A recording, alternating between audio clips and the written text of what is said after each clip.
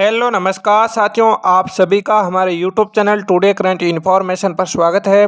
कक्षा 12th विषय हिंदी अनिवार्य मॉडल पेपर नंबर 3 आज के सेशन के अंदर हम हल करने वाले हैं।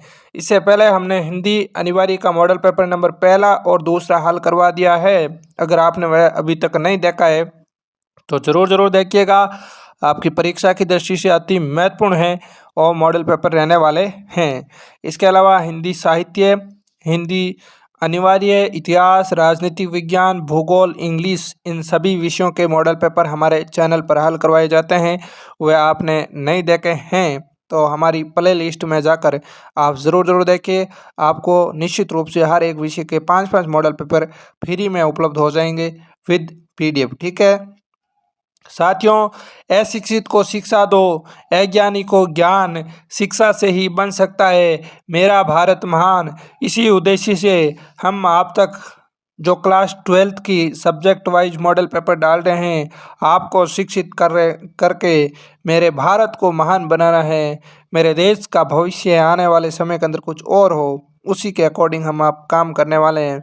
आप भी हमारे साथ लगातार जुड़े रहे, हम भी आपके साथ लगातार जुड़े रहेंगे, अच्छी से अच्छी मेहनत करेंगे। आप अपने रिजल्ट में सुधार के लिए अच्छी मेहनत कीजिए।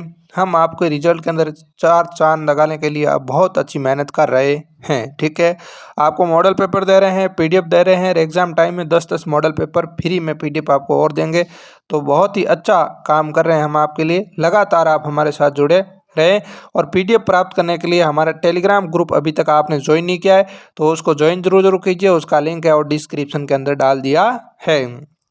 ठीक है, और इस ग्रुप के अंदर अपने सभी साथियों को ऐड जरूर करना। ऐड करने का आपके पास ऑप्शन दे दिया है, आप अपने दोस्तों को भी जोड़ सकते हो। ठीक है, इस वीडियो को अपने सभी दोस्तों तक शेयर करना, वीडियो को लाइक करना और चैनल पर नए हो तो चैनल को सब्सक्राइब करना ना भूलें। बेल आइकन को प्रेस करें ताकि आने वाली हर एक वीडियो का नोटिफिकेशन आप तक पहुँच जाए। तो साथियों, हम आज का जो इसके अंदर पहला प्रश्न आता है बहुविकल्पी प्रश्नों का, और यहाँ पर आपको निम्नलिखित अपठित गद्यांश को ध्यानपूर्वक पढ़कर दिए गए प्रश्नों का उत्तर है वो अपनी उत्तर पुस्तिका के अंदर लिखने होते हैं। ठीक है, तो यहाँ पर पहला आपके गद्यांश दिया है, हिंदी में राम काव्य की विस्तृत परंपरा मिलती है। हिंदी में सर्वप्रथम जो संख्या 1342 में लिखित कवि भूपति कृत रामचरित रामायण का संकेत मिलता है, परंतु उसकी अभी तक कोई प्रतिलिपि उपलब्ध नहीं है। हिंदी में तुलसी ही रामायण के प्रमुख कवि है। तुलसी के समकालीन कवियों में से मुनीलाल कृत राम प्रकाश काव्य मिलता है जो रीति शास्त्र के आधार पर लिखा गया है। महाकवि केशव ने रामचंद्रिका नामक महाकाव्य की रचना की है जिसमें काव्य कौशल का तो प्राधान्य है परंतु चरित्र चित्रण एवं प्रबंधात्मकता की उपेक्षा की गई है। सेनापति ने भी अपने कवित रत्नाकर में चौथी एवं 5वीं तरंगों के अंतर्गत रामायण एवं राम रसायन का वर्णन किया है। तुलसी के समकालीन कवियों के उपरांत भी हिंदी में राम काव्य के दर्शन होते हैं। इनमें से हृदयाराम कृत हनुमान नाटक मिलता है और तदुपरांत प्राणचंद चौहान कृत रामायण महानाटक मिलता है जो संवाद रूप में लिखा गया है। ठीक है, तो इसी रूप में आपसे पहला सवाल पूछा है कि उपयुक्त गद्यांश का उचित शीर्षक क्या है, तो इसका उचित शीर्षक है राम काव्य। क्या होगा? राम काव्य। दूसरा सवाल है, निम्न में से किस काव्य की अभी तक कोई प्रतिलिपि प्राप्त नहीं हुई है, तो इसका सही आंसर है रामचरित रामायण की कोई क्या नहीं हुई है, प्रतिलिपि प्राप्त नहीं हुई है। तीसरा सवाल आपसे पूछा जा रहा है, निम्नलिखित में से कौन सा काव्य रीति काल के आधार पर लिखा गया है, तो इसका सही आंसर होगा राम प्रकाश। क्या होने वाला है? राम प्रकाश इसका सही आंसर है। नेक्स्ट है चौथा, रामचंद्रिका काव्य के कवि कौन है, तो रामचंद्रिका काव्य के कवि कौन है? केशव है। पांचवा है, निम्न में से कौन सा काव्य संवाद रूप में लिखा गया है, तो रामायण महानाटक है संवाद रूप के अंदर लिखा गया है। छठा सवाल है, निम्न में से राम भक्ति के कवि नहीं है, तो राम भक्ति के कवि कौन नहीं है? सूरदास जी है और राम भक्ति के कवि नहीं है, ये कृष्ण भक्त है। दूसरा सवाल भी आपसे निम्नलिखित अपठित पद्यांश को ध्यानपूर्वक पढ़ करके दिए गए प्रश्नों का उत्तर है वस्तुनिष्ठ प्रश्नों का उत्तर देना है। तो इसमें अंदर लिखा है, इस दुनिया में किसने जीता, इस दुनिया में किसने जीता। खिलता फूल मलाम हो जाता, हंसता रोता चमन चमन है। कितने रोज चमकते तारे, कितने रह गिर जाते। हंसता राशि भी छिप जाता, जब सावन धन गिर आते। उगता ढलता रहता सूरज, जिसका साक्षी नील गगन है। आसमान को छूने वाली ये ऊंची ऊंची मीनारें मिट्टी में मिल जाती है। वह छिन जाते हैं सभी सहारे, दूर तलक धरती की गाता। मौन मुकर कहता कण कण है, यदि तुमको मुस्कान मिली तो मुस्काओ सबके संग जाकर। यदि तुमको सामर्थ्य मिला तो थामो सबको हाथ बढ़ाकर। झांको अपने मन दर्पण में, प्रतिबिंबित सबका आनंद है। क्या गजब का पद्यांश लिखा हुआ है, पढ़ने में आनंद आ रहा है। तो आनंद के साथ ही उत्तरों को देना है, फटाफट से उत्तरों को दीजिए। पहला सवाल है, कवि के अनुसार जीवन में क्या है। कवि के अनुसार है, जीवन के अंदर सुख और दुख दोनों आते जाते रहते हैं। आगे आपसे सवाल पूछा है सातवां, कवि यह कविता मूलतः है, यह कविता मूलतः निराशावादी है। कैसी है, निराशावादी। अगला सवाल है, अंतिम अनुच्छेद में कवि का स्वर कैसा हो गया। तो अंतिम अनुच्छेद में कवि का जो स्वर है वो प्रेरणादायक हो गया। कैसा हो गया प्रेरणादायक हो गया। आगे 10वां सवाल है, उगता ढलता रहता सूरज का आशय क्या है। तो उगता ढलता रहता सूरज का आशय क्या है, यहाँ पर है सुख दुख आते जाते रहते हैं। नेक्स्ट है, मुखर का अर्थ क्या होता है। तो मुखर का अर्थ होता है प्रकट होना, क्या होना, प्रकट। ठीक है। आगे है 12वां सवाल, वह ऊंची ऊंची मीनारें पंक्ति में अलंकार कौन सा है। तो इसके अंदर पुनरुक्ति प्रकाश अलंकार है। ठीक है। अब दूसरा सवाल आपसे पूछा जा रहा है, निम्नलिखित रिक्त स्थानों की पूर्ति कीजिए। तो पहला रिक्त स्थान है, भाषा लिखने की विधि को क्या कहते हैं, लिपि कहते हैं। ठीक है। दूसरा है, भाषा की सबसे छोटी इकाई क्या होता है, वर्ण होता है। ठीक है। आगे तीसरा आपसे पूछा है, शब्द शक्ति के मूलतः 3 भेद माने गए हैं। शब्द शक्ति के कितने, 3 भेद माने गए हैं। तो ये 3 भेद कौन कौन से हैं, जल्दी से कमेंट बॉक्स में बता दीजिएगा। चौथा आपसे पूछा है, मुहावरों और लोकोक्तियों में जिस शब्द शक्ति के जरिए अर्थ ग्रहण किया जाता है उसे लक्षणा शब्द शक्ति भी कहते हैं। पांचवा है, मंगन को देखी पट देत बार बार है, वाक्य में कौन सा अलंकार है, सलैश अलंकार है। और अलंकार के कितने भेद होते हैं, अलंकार 2 प्रकार के होते हैं। कितने प्रकार के, 2 प्रकार के अलंकार होते हैं।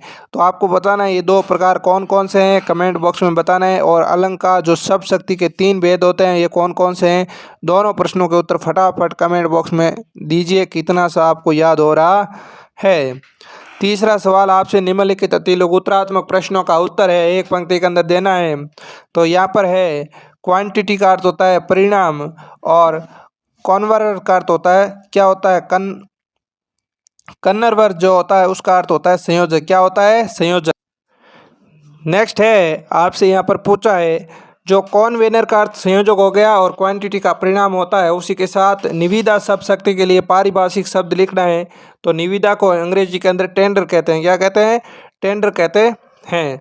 तीसरा सवाल है, प्रिंट माध्यम से आप क्या समझते हैं। तो आपको लिखना है, संचार के वे साधन प्रिंट अर्थात छपे रूप में लोगों तक सूचनाएं पहुंचाते हैं, उन्हें प्रिंट या मुद्रित माध्यम कहा जाता है। जैसे उदाहरण के लिए आप क्या दे सकते हो, अखबार। ठीक है।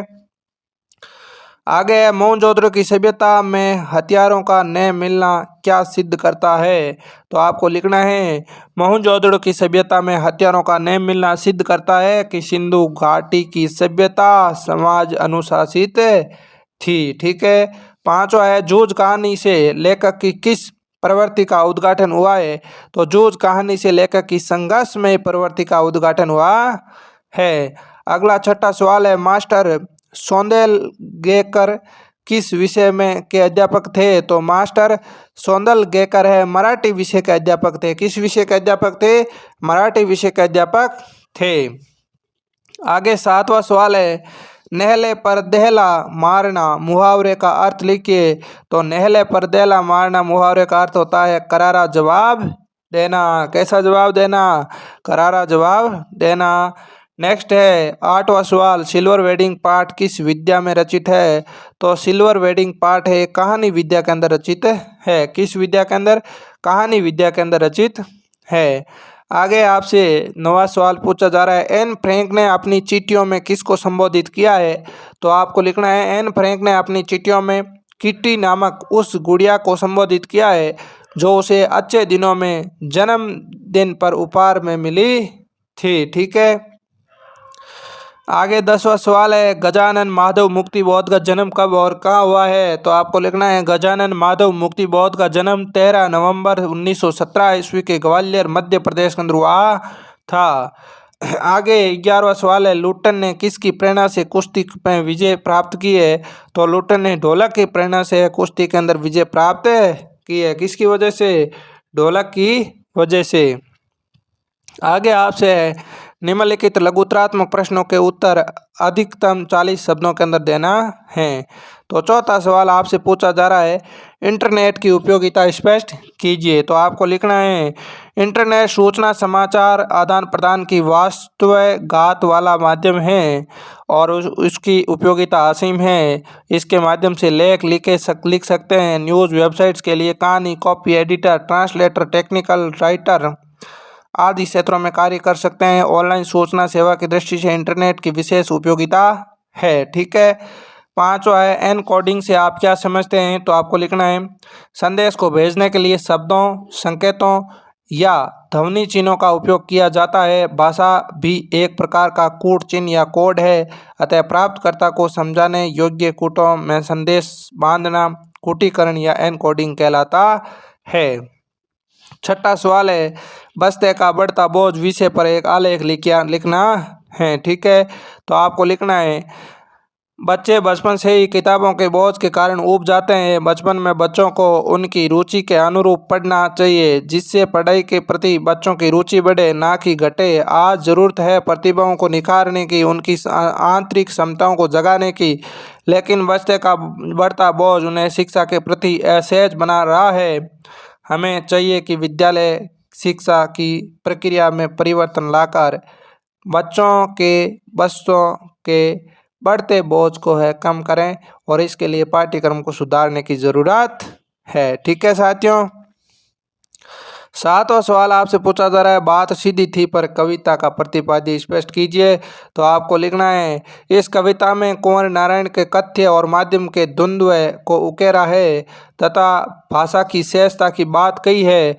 हर बात के लिए कुछ खास शब्द नियत होते हैं, ठीक वैसे ही जैसे हर पेंच के लिए एक निश्चित कांचा है होता है। अब तक हम जिन शब्दों को एक दूसरे के पर्याय के रूप में जानते रहे हैं, उन सब के भी अपने विशेष अर्थ होते हैं।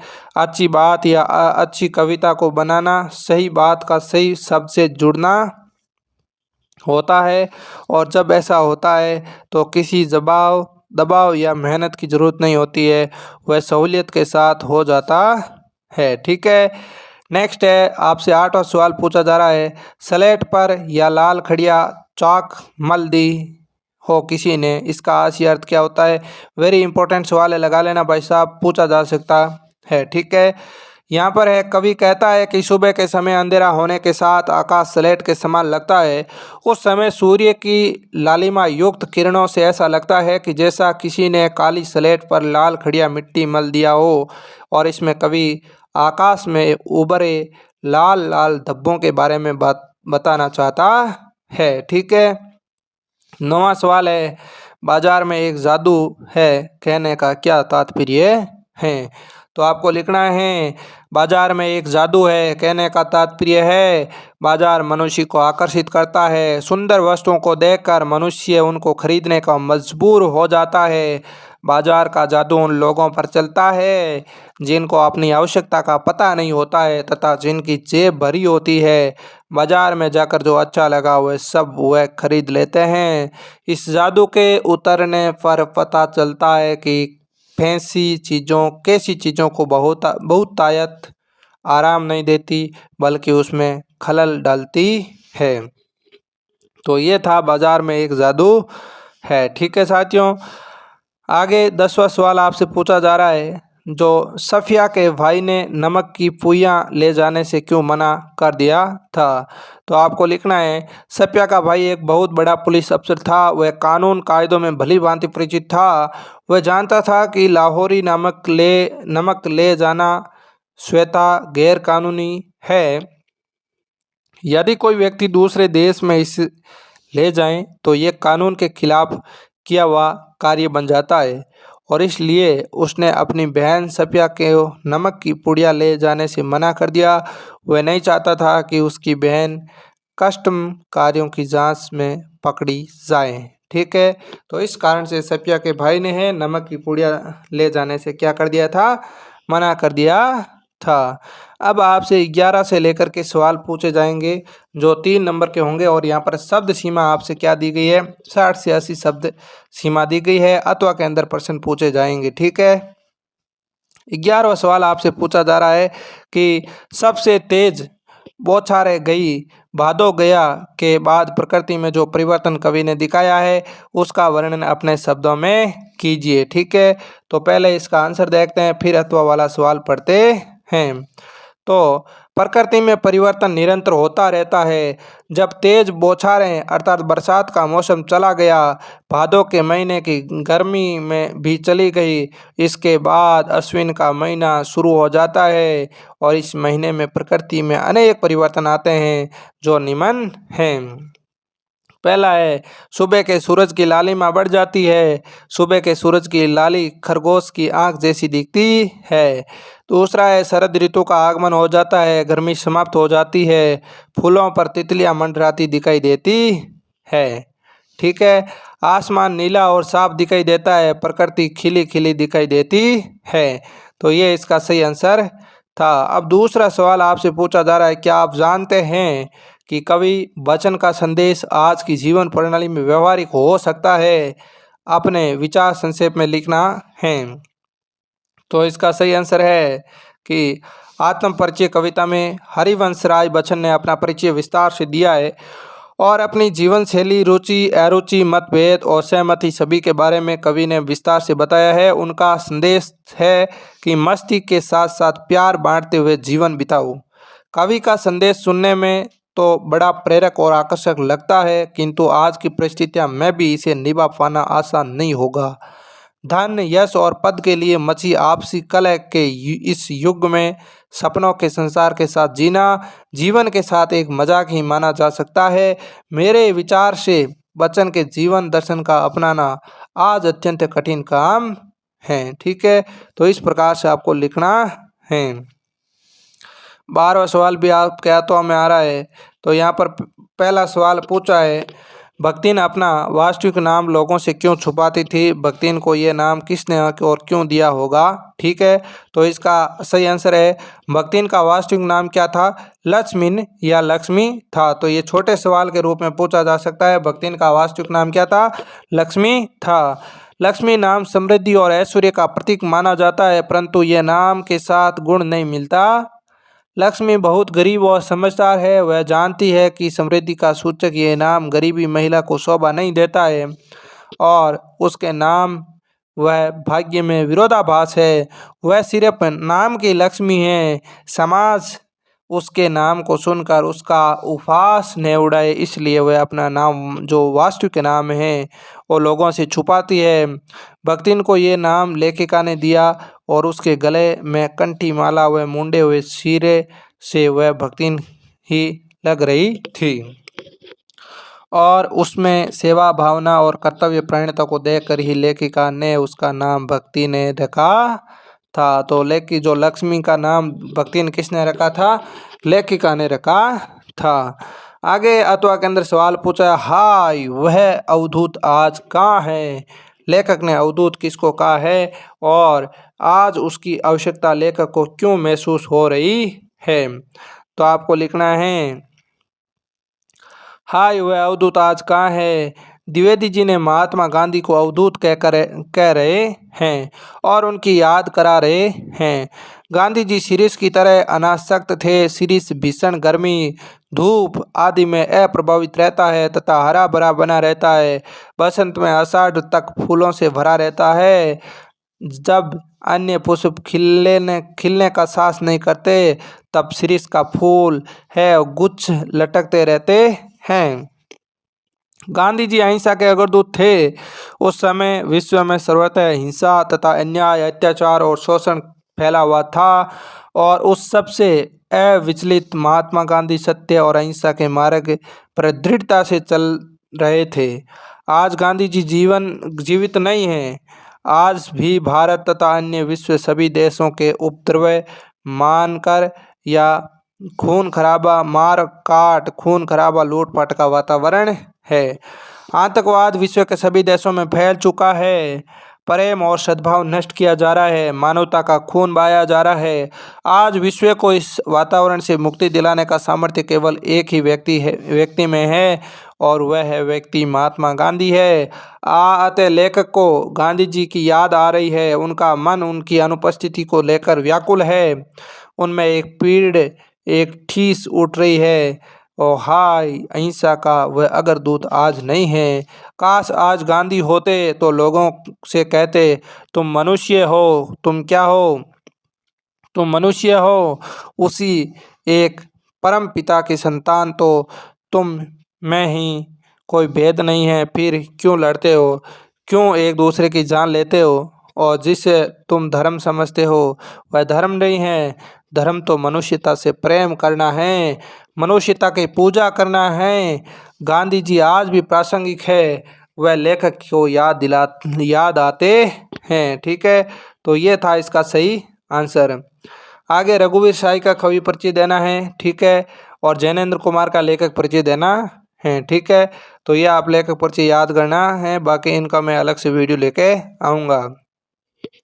14 नंबर सवाल है, किशनदा की कौन सी छवि यशोधरा बाबू के मन में बसी हुई थी? यशोधरा बाबू ने किशनदा के गांव चले जाने के बाद कौन सी परंपराओं का पालन किया? लिखिए। ठीक है, और उसके साथ आपके जूझ शीर्षक के औचित्य पर विचार करते हुए स्पष्ट करें कि क्या यह शीर्षक कथानायक के किसी केंद्रीय चारित्रिक विशेषता को उजागर करता है। ठीक है, तो दोनों के प्रश्न उत्तर आपको नीचे दिए गए हैं, यहाँ से आप देख सकते हो। ठीक है, अब आपसे सह प्रसंग व्याख्या पूछी जाएगी, तो व्याख्या के आंसर भी हमने नीचे दे दिए हैं।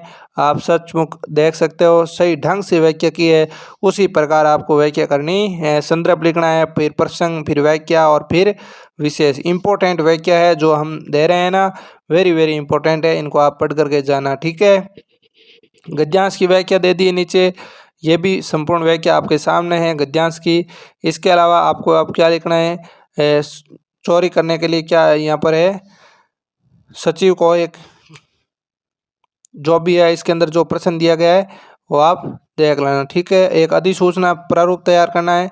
एक चोरी करने की बढ़ती घटनाओं को नियंत्रण करने की अनुपालना में हुई प्रगति की सूचना अपेक्षित हो। ठीक है, ये देख लेना आप। 18वां सवाल आपसे पूछा जाएगा निम्न का, कोरोना वायरस महामारी के सामाजिक आर्थिक प्रभाव, विद्यार्थी जीवन की अविस्मरणीय घटना, खुला सोच मुक्त गांव, साहित्य समाज का दर्पण। तो ये हमने हैं जो जितने भी हल करने की कोशिश की है, तो सब के सब आपके सामने है। ठीक है साथियों, तो ये वीडियो आपको कैसा लगा है, हमने आप तक पहुंचाने की कोशिश की है। 2 मॉडल पेपर हिंदी और न्यूमेरिक हम और आप तक पहुंचाने की कोशिश करेंगे। बाकी पीछे मॉडल पेपर बचेंगे, उनके हम PDF हमारे टेलीग्राम ग्रुप के अंदर भेज देंगे। उनको अभी तक आपने ज्वाइन नहीं किया है तो ज्वाइन कर लेना, क्योंकि परीक्षा की दृष्टि से टेलीग्राम ग्रुप रामबाण साबित होने वाला है सेशन 2023 के अंदर। ठीक है, टॉपर बनना है, कुछ करना है तो ज्वाइन करना। हम भी आपके लिए बहुत अच्छी मेहनत कर रहे हैं, आप भी बहुत अच्छी मेहनत कर रहे होंगे, ये मुझे आशा और उम्मीद है। तो साथियों, वीडियो को लाइक करना, अपने दोस्तों को शेयर करना, चैनल पर नए हो तो चैनल को सब्सक्राइब जरूर करना। तो आज के लिए इतना ही, मिलते हैं अगले सेशन में, तब तक के लिए धन्यवाद। जय हिंद, जय भारत।